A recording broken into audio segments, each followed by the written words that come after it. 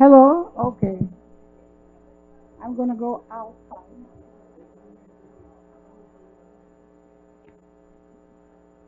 I'm going to go there. Beautiful people, pay attention here, please.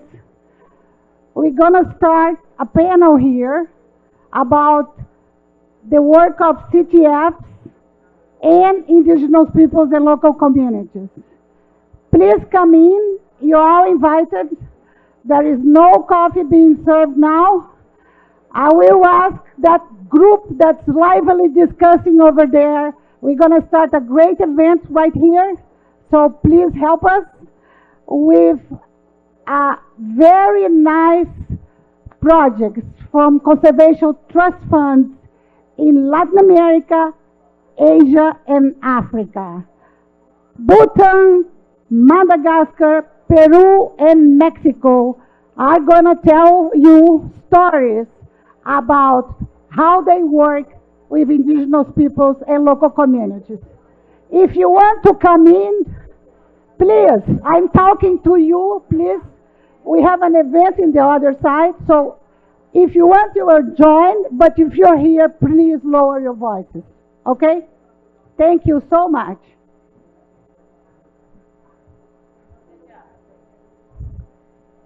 Please come inside or keep low. Thank you.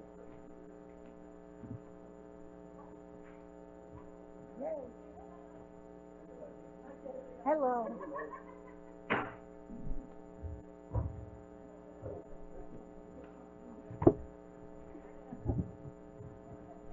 Well, welcome everybody. I'm Adriana Moreira. I'm the head of the Partnerships Division at the JAF.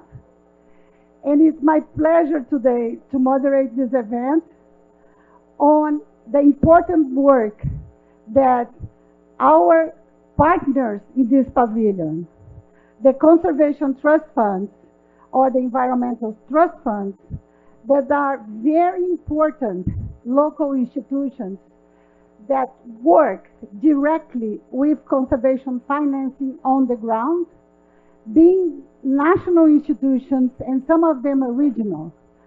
The JEF is very proud to be associated with these very important funds. They are institutions on their own, working and doing incredible impact on their countries. And today we have the privilege to hear about the work of these institutions across the globe. We actually have representation here from Latin America, from Africa, and from Asia. So I'd like to invite our speakers to the podium. Please, I want to welcome Mr. Hariliva Hasonarivo. He's the Executive Director of Tanimeva Fund in Madagascar. Big round of applause for Hariliva. Next, I want to invite Journalist Vega, the head of the Office of Indigenous or Native Peoples Fund for the Profonampi, the Peru CTF.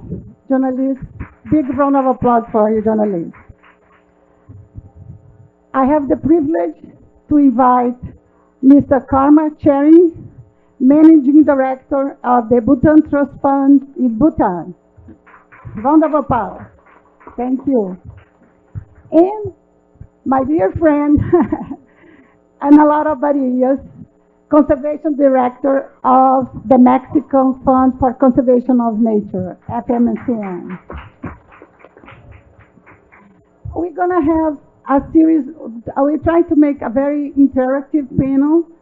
So we have a set of questions for them, but we also want to open up for you guys to participate in our quest session. Because one of the objectives of this is really to have a house in this pavilion, this very important alliance for conservation and for long-term financing of biodiversity conservation. The JEF is a fund that has been created more than 10 years ago, 30 years ago. Many of these institutions, as some of them are even older than the JEF. You know, the Mexican fund is celebrating 30 years this year, and others. So working together, we can really make impact on the landscape where we are active and on the conservation of our planet. And we have very important allies in the local communities and the indigenous peoples. They are not only beneficiaries of the projects that we do, much more than that. They are our partners on the ground on this incredible journey. So I would like to start. I'm going to take a seat here. And I would like to start with my first question. I'm going to ask the same question to all, okay? So we'll start with Hariliva. How does PANIMEVA structures and coordinate its work with indigenous peoples and local communities? You have your... Thank you, Adriana, and good afternoon, everybody. Then, as Adriana said, PANIMEVA was created in 1996, not as old as Jeff. But we have financed around 1,800 community, local community projects since the creation of the foundation. Then our mission is to mobilize funds, leverage funds, and finance community organizations. Only community. We don't finance protected area, only for local community organization and indigenous people. Then we defined since 2023 that our general objective is to involve community in natural resource management.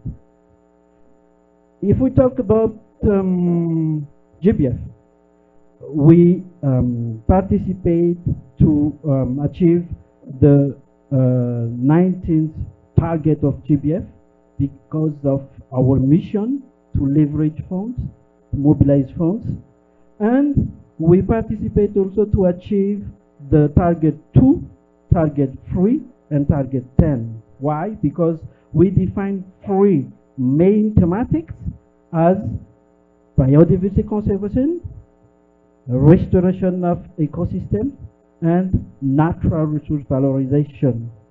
That's why we are here to share our approach, how PANIMEVA support local community, how PANIMEVA finance local community to achieve these goals of GBF.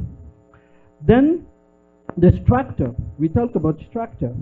We have changed our approach since a few years ago. Before, we financed directly the communities from our funds. But after assessment of implementation of several strategic plans, we saw that there is some gap in financing community. Then we adopt a new approach and working with a supporting partner. What is the role of a supporting partner? The supporting partner is to accompany the local community organization. Then their role to support the management of the project of community, to ensure also the monitoring and evaluation of community projects, and the most important, to give capacity building for the community. Then the role of a foundation is national level to ensure strategic partnership with the ministry, financial support, project selection, because the project comes from the community. We identified the landscape according to the challenges, according to the threats, and they submit a project, and our role is to select the project from this community, to monitor and to evaluate the impact of our financing, and produce tools for supporting partners and for community organizations. Then the roles of local community organization is to implement their project. Then why this approach with supporting partners? Because they know the supporting partners, they know the issues and the threats and the challenges in local area. And there is also a relationship between the supporting partners and local communities. We changed also the duration of our financing. We did it for 5 years to ensure that we can have impact in local area. Then, as I said, we define a prioritized zone where we make a call of project every year. And the most important is that we provide 85% of our funds directly to the community. Then they sign an agreement with the foundation. That's why the importance of having the supporting partners with us. I think I will stop there. That's great. Thank you. Thank you so much, Hareliva, because I think you made some very important points there. I really like this idea of having a support partner, the way you call it, because sometimes the communities need this support to manage the project. And your ratio of management costs and direct investments, 15% to 85%, is excellent. So it means that the funds are getting into the hands of the local community. So I think that's very important lessons sharing here, very interesting approach. Journalists, how our Profonamp in Peru also tackles the issue of working with indigenous peoples and local communities in your project? Yeah, thank you very much, Adriana. Thank you, everyone. Well, actually, we also have like more than 30 years of creation, so we're kind of the same. And we are like the Environmental Fund of Peru. We are in charge of mobilize and raise funds for indigenous and to execute environmental projects. We are now working with more than 300 indigenous communities in the land, in the Amazon, also in the Andean zones, but also in the coast. And we have now more than 40 environmental projects being executed. And well, concerning the question, we as Profonamp, we have 11 policies. And at first, as I think you may know, we identify risk, we have the mitigation measures that we have to take care, but we also have a specific policy on indigenous peoples. And we have another specific policy on diversity and inclusion. So concerning you that were talking about how we have to support indigenous populations, we are working with indigenous as allies. So it is true that they need support, especially when we talk about financial stuff, but it's also a demand of indigenous people to manage and to control their own agenda with the funds. So that's important for them. We are actually working with 3 of the most important Amazonian indigenous organizations in Peru, and we actually, as the structure of Profonamp, we have created this office that is in charge specifically of indigenous people. And this was in August 2023. Profonamp has a lot of experience working with them in the lands, but now with the office we're trying to strengthen our relationship, a more permanent relationship with them, recognizing that they have their own governance. That's also really important. In Peru and maybe in all of our countries, they have a national governance. They also have a regional, a local governance. So we have to take care about that, because in the most of the cases, the funds have been TL have been the relationship is with the lands directly, and the challenge are related with that. We need to acknowledge that they have their own governance and their own view on what to do with the funds and how to prioritize in the lands specifically. So that's for the first question. Thank you, Annalise. It was very interesting in terms of that you even have a policy structure within the institution to deal with indigenous peoples, and almost like a safeguard policy that the large multilateral institutions have. That's very interesting, and that you are applying this on the ground. And the aspects of governance are very relevant. As you mentioned, this is another important aspect to have these groups in the driving seat of defining the priorities for their territories, and how the decision-making process that they have is respected by the institutions that are supporting them. So very important messages there. Thank you so much. Now we go to Asia, and we want to hear about the experience of the Bhutan Trust Fund.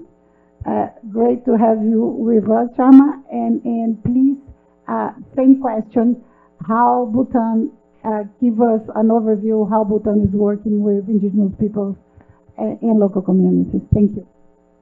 Thank you. Hello, and as we say in our language, Kuzu Zongpola, good health. Thank you for the organizers for having us here. And more importantly, thank you for the audience for being here. Without you guys, we'll be talking to nobody. I've been here for a week, so it's nice to have finally after a week a small group to talk to. So, Bhutan Trust Fund, 1991, we are actually the world's first environmental trust fund. I think we made a good impact. Many countries copied from us, I think. But anyway, copied from us is good to copy good things. Trust funds are very important, very sustainable approach to conservation. And Bhutan Trust Fund, we have had a major impact in Bhutan. Bhutan, we are a very small country located in the eastern Himalayas, surrounded by big China and big India. We are a small country, but we have a big mission, big impact in the environment. Over half the size of our country is protected areas. We have it in our constitution that we will have 60% forest cover for all times to come. And we have a lot of legislations that protect the environment. Environment conservation is almost like the religion in Bhutan. So all of us are very dedicated, committed to environmental conservation. Bhutan Trust Fund, we support a lot of the local communities because the 52% of the protected areas in Bhutan, unlike protected areas in other countries, it is integrated. People are considered as part of nature. We do not de-link people out of nature. We are part of the wildlife. We have many people, local communities, living inside the national parks. And that is where the role of Trust Fund comes in. We support a lot of projects to the local communities, and we are the biggest local grant-making body in the country. Annually, we give about close to $2 million as grants. So a lot of our communities are able to avail funding. I think many of our experiences in other countries, we can avail external funding, but there's a lot of conditions. It's very difficult. So having a local grant-making body which supports the local community is much easier. A village, the village headman can walk to my office and tell me about problems he has with water, with pollution, human-wildlife conflict. We can sit with them face to face and discuss how we can resolve your problem. So we have direct access to local communities. So I believe we make a good impact. So that's what Bhutan Trust Fund does in the country. Thank you. Thank you so much, Karma, because you also made some very important points in terms of being a re-grantor, no? Because you have the capacity to respond to the demands of the larger funders, being philanthropies or multilateral funds such as the JAS. And then you absorb this work and then you make it a direct access to the communities on a more flexible and a more accessible way for them to receive the grants you make. And this aspect that you mentioned of doing this on listening to the issues that they bring, being water, being human wildlife countries and conflict and all the others, it's really a big service that you provided to all the protected areas. And that's why I'm a big fan of the work of the CTFs. And I cannot emphasize enough how important these institutions are. And particularly for us, like funds such as the JEF and others multilaterals that do not have this capillarity, this ability to reach the last mile, let's say, or the last kilometer on the ground, and you guys are doing it. So this is excellent on behalf of the local communities and the indigenous peoples. Now we are going from Bhutan to Mexico, the other side of the world, and let's hear from Ana Laura on the experience of the Mexican Fund. Thank you. Thank you, Adriana. Well, for Mexico, it's pretty natural to work with indigenous people and communities because we are a country based on that. And our biggest project is Mexican Fund is the Fund for Protected Areas. It has been 27 years from now. And I don't have an image of Mexico, but if I can show it one, you can see all the protected areas, all the polygons can match with indigenous peoples living there. We have 68 indigenous ethnic groups in Mexico, and 40 of them lives in, it's okay, the microphone? Yes. Okay. 40 of them lives in protected areas. So it's very natural, as I have said, working with them, with indigenous people, working with local communities through the support we give to the protected areas. But the challenge is to go down, deeply down to the communities because we do not implement the projects on the ground. We have implementing partners, we have local organizations, so that's the tricky thing to really go down. So since 5 years ago, I think we have developed our environmental and social management system. It was forced by the multilaterals, as Alvena says, but it was like when we say like, oh, we have to do this if we want to access to the funds of GF, of KFW, or whatever. It's like we need to do this. We need to develop all the system, but we just realized like, we have done this for 30 years, so it was natural. So we have a team, a transversal team that follows up the environmental and social management system, but also within the projects we have the redress and consultation mechanism. That is a formal space for the communities to express the concerns about the projects and the activities we do. We develop action plans, we develop stakeholder engagement plans. We have all the politics, as Prof. Onampe said. We have those, but the challenge is to really translate this full of words into reality, how we do it. Like, for example, just a couple of months ago, we had a call of proposals in the center of Mexico, in a small region surrounding the Mexico City. And some years ago, we used to do a call of proposals and say, okay, here you have the lines. You can apply to productive activities or fisheries, or it can be cattle ranching or whatever activities, but to this level, from the desk to the communities. And some months ago, we changed the way to do it. We did some workshops on the ground and asked directly to the communities, what do you need? Do you really need this technical assistance? Or maybe you just need something that connects you with financial mechanisms, or maybe you just need a translation of some documents, or what do you need? And then with in basis with all the information we gather from the community, then we did the call of proposals. So it was in the other way, and I think it worked. It hasn't started the project, but I will tell you later. Thank you so much, Ana Laura, because it's really amazing how many practical examples we're getting here and how many ideas. Because this point about approaching the call for proposals from kind of a bottom-up approach instead of top-down, that many times we do that, is really interesting. And the other aspect of, and I think it's common to all countries, this knowledge and this idea that protected areas have people inside. You know, we don't have this idea of nature isolated from people, or parks being areas where there are no people. So this is a very important concept that permeates all, you know, and we are talking about Africa, Latin America, Asia here. We have a representation.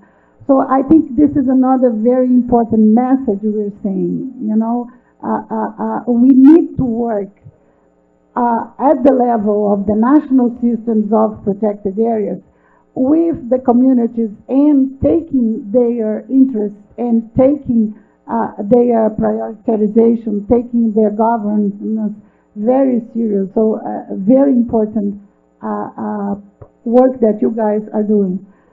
Ana Laura, I'm going to ask you again, please. But how about, we're talking about, how about the obstacles? What are the problems? You know, and how you go around about looking at them in the work that you're doing in Mexico?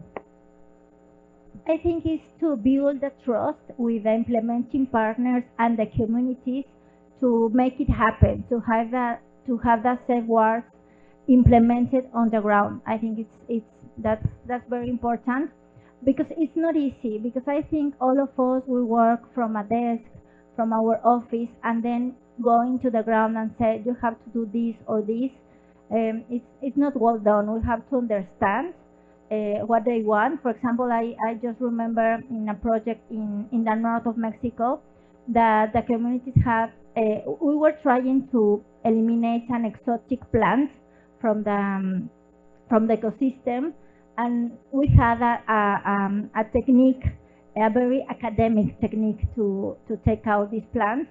And just to listen to the communities, they had another one, a millenarial one, to take out these exotic plants. So it's just to listen, to learn from them, and not trying to impose what we have written in our politics. I think that's one of the things. And that also makes the translation of the formal documents we make, and to really ensure that the integration of these indigenous people and communities into the project, even when we are not implementing them. That's the challenge, and I think it's still complicated, but we're working on that. Thank you so much, Ana Laura. And Chama, what has been the issues or difficult situations you face in Bhutan, and how you go about it? So Bhutan basically very rich in biodiversity. When we want to conserve nature, it comes at a big cost for local communities, because they live within the surrounding of nature. So the challenges in Bhutan, we have a large forest cover, 70%. A lot of villages are living in isolated within the forest areas. So one of the major challenges, human-wildlife conflict, where wildlife is attacking their crops, their livestock, and for the rural communities, that is their livelihood. So how do we solve this?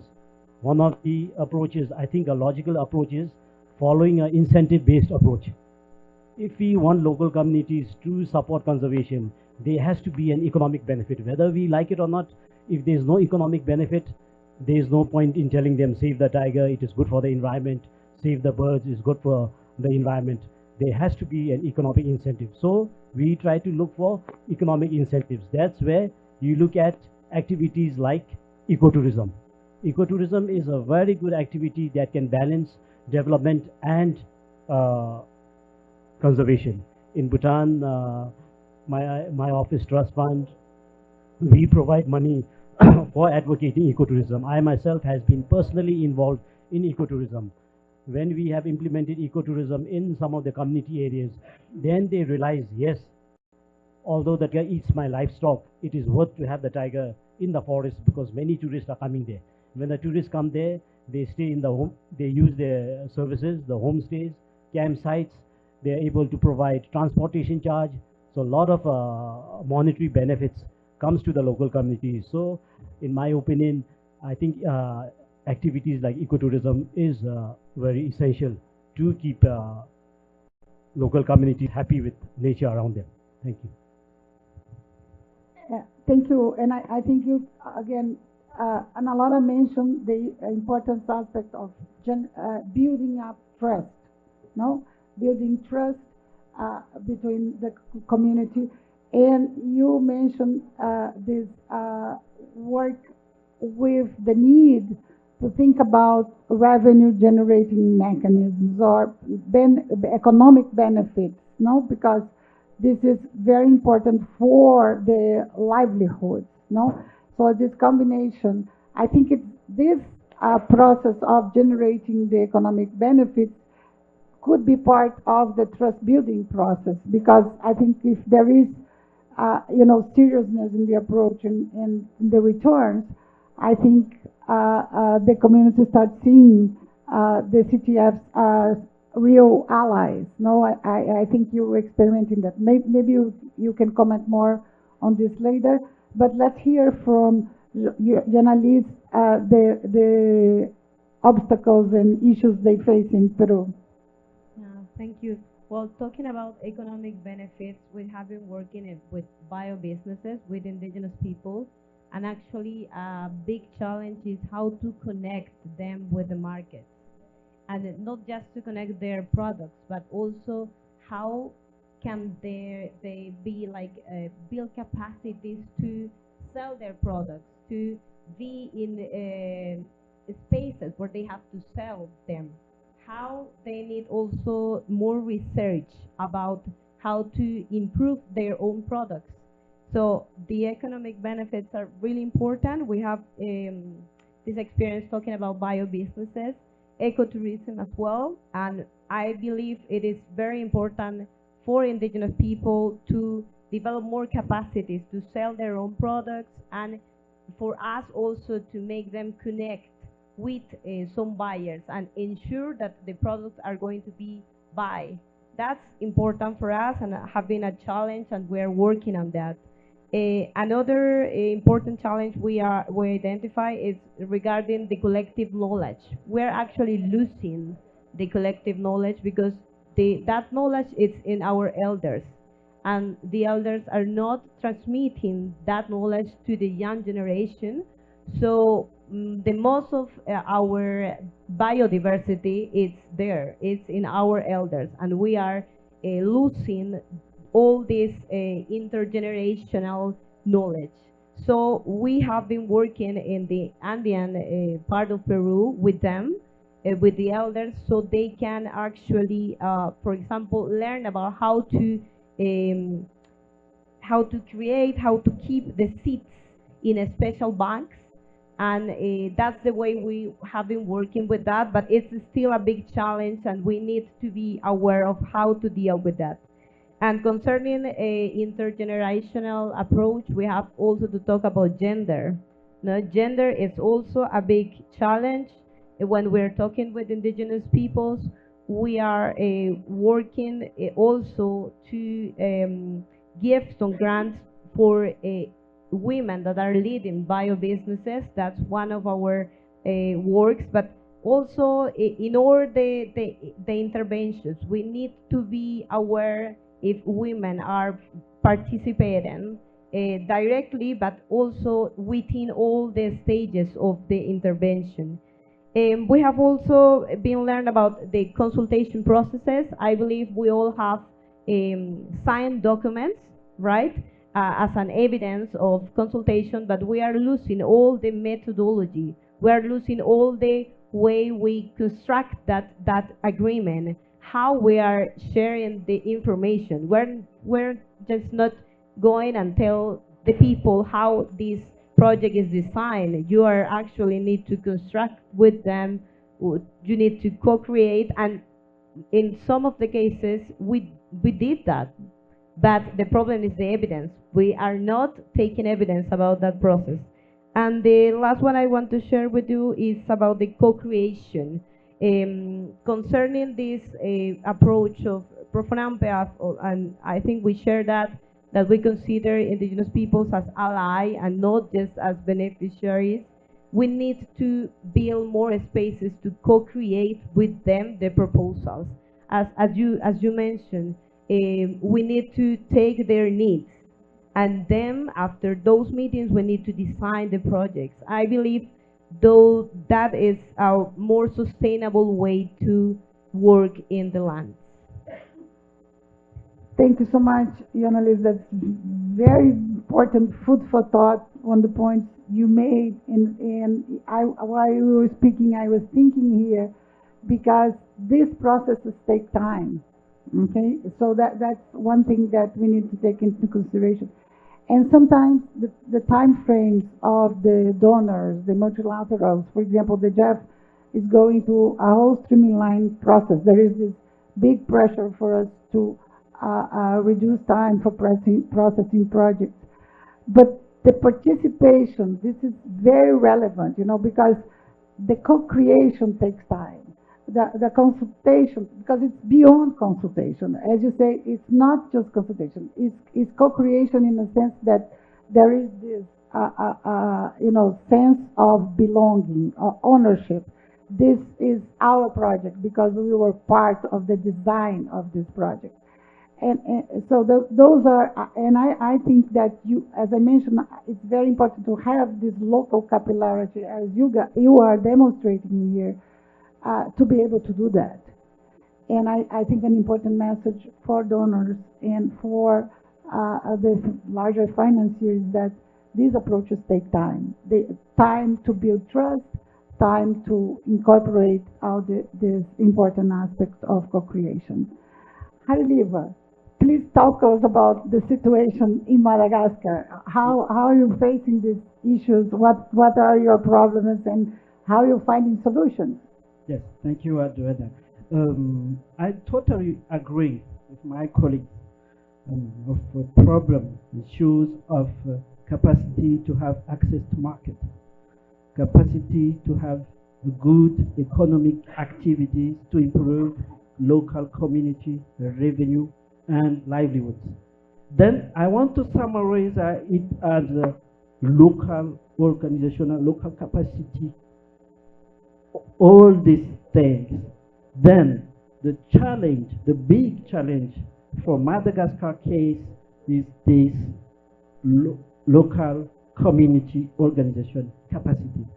Then what we have done, we have capitalized our experiences, 20 years and more experiences, and we produced the tools. This is, as I said, in our role to produce tools.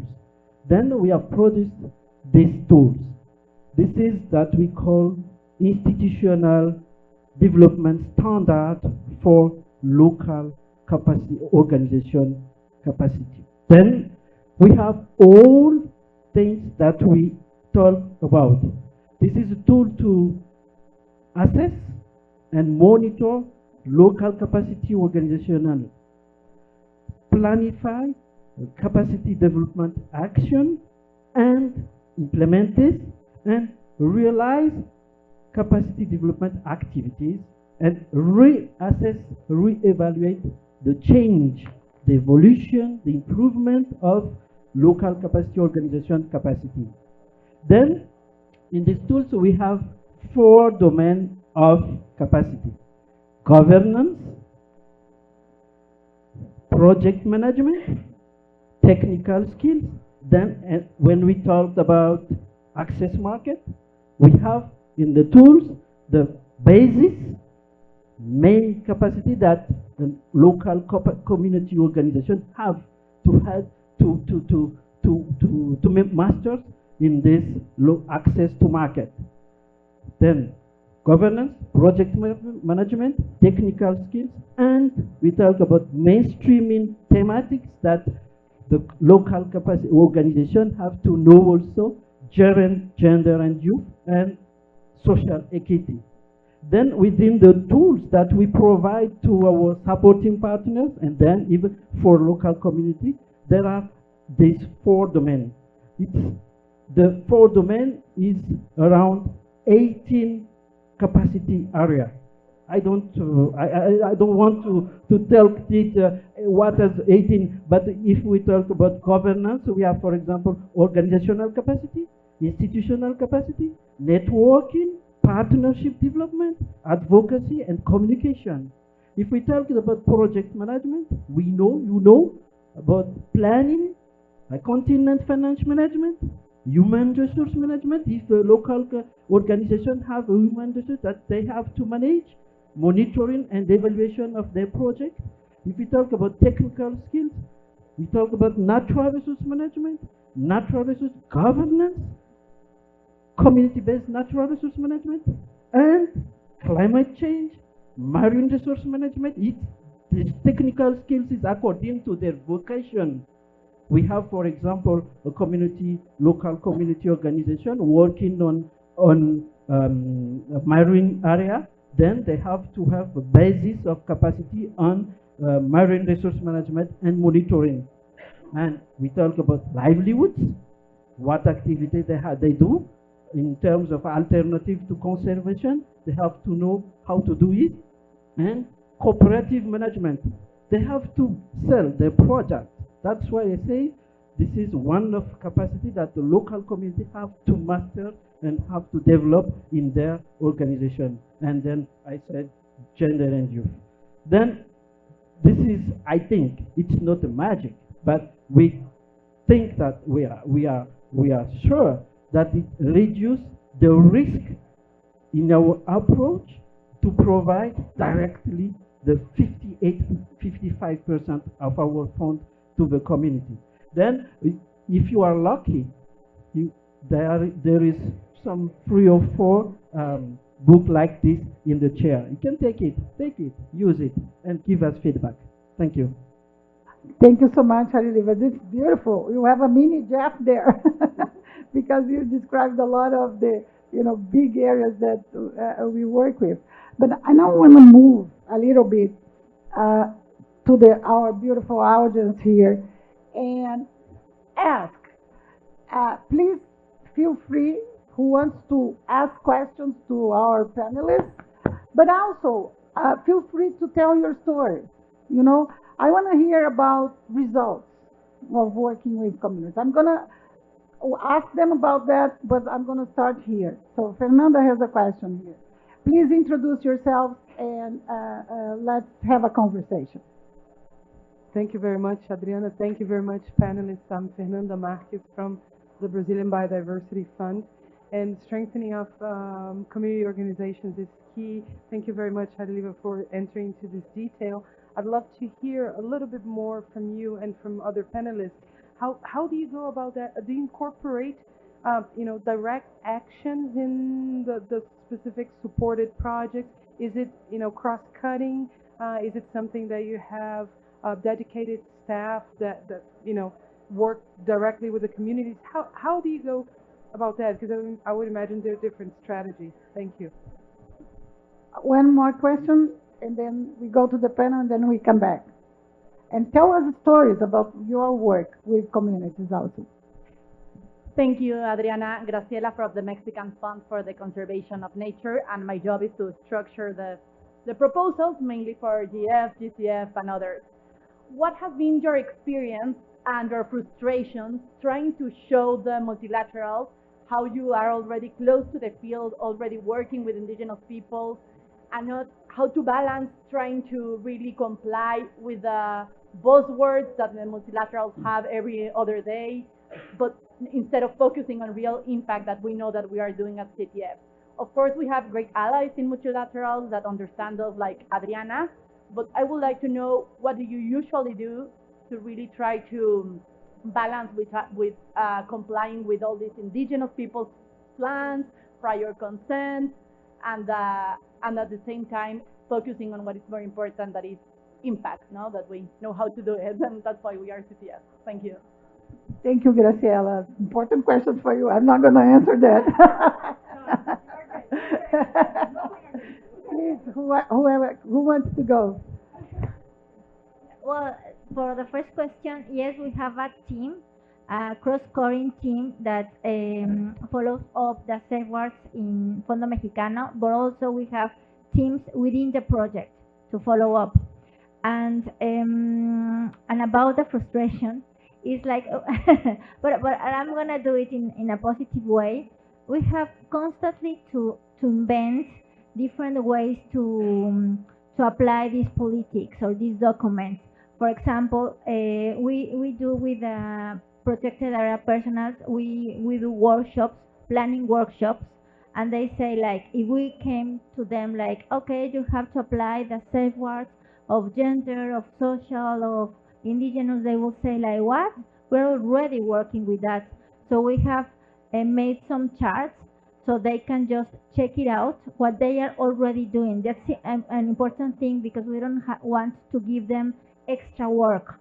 And then these kind of charts, we haven't done it yet, but we have to that's the way we can prove to the multilaterals we are doing our work, and it has been done for many years. We just have to translate the work into the ground, but it's difficult to show the work we are doing, and I would say that. Okay, thank you for your question. Then I will respond to the second question before, and I will go to the first one. But frustration and impact.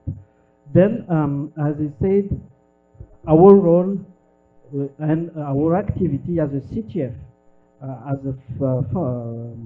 providing finance for community, we defined our priority zone.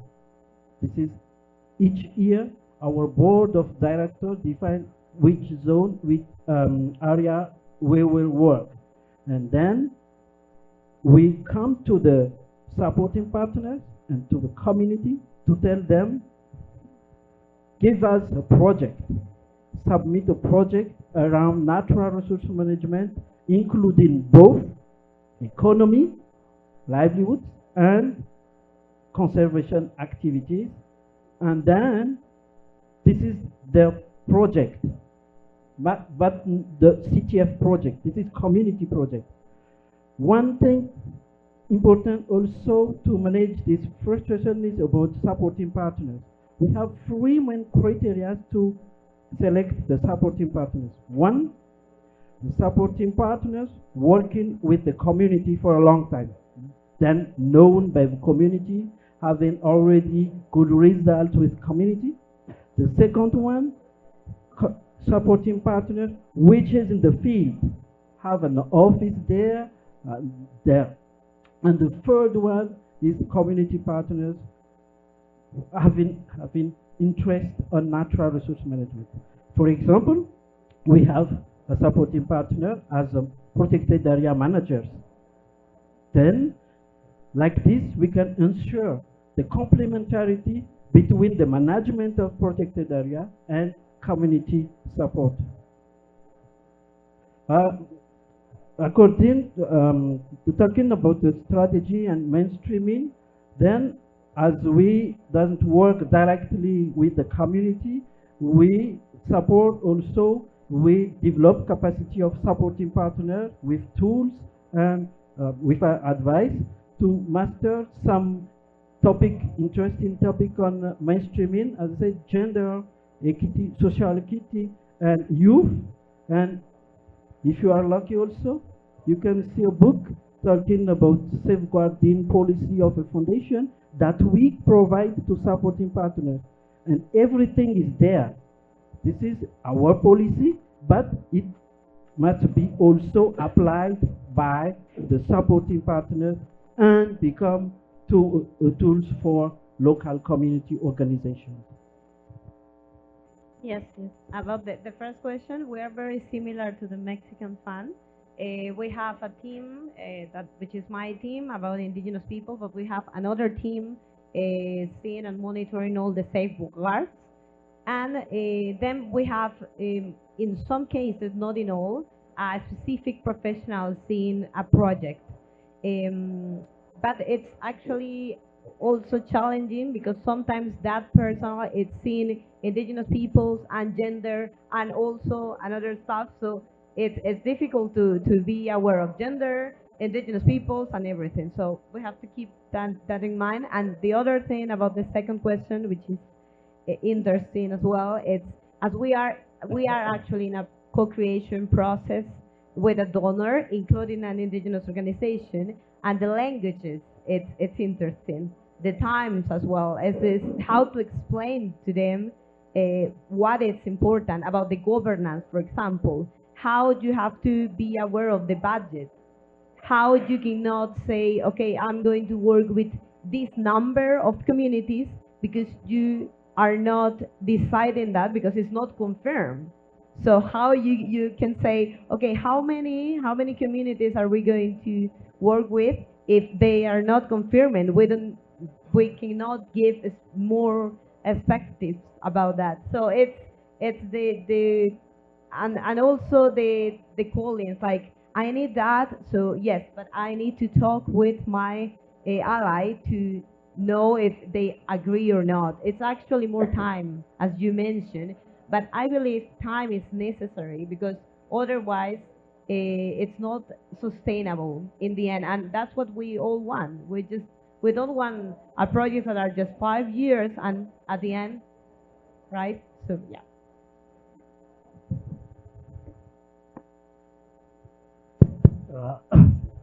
I don't know how relevant my response would be to your questions, but basically, since we are talking about local communities, how they should have access to funding, my take basically is, as conservation trust funds within the country, if we want local communities to have access to funding, we need to reduce formalities.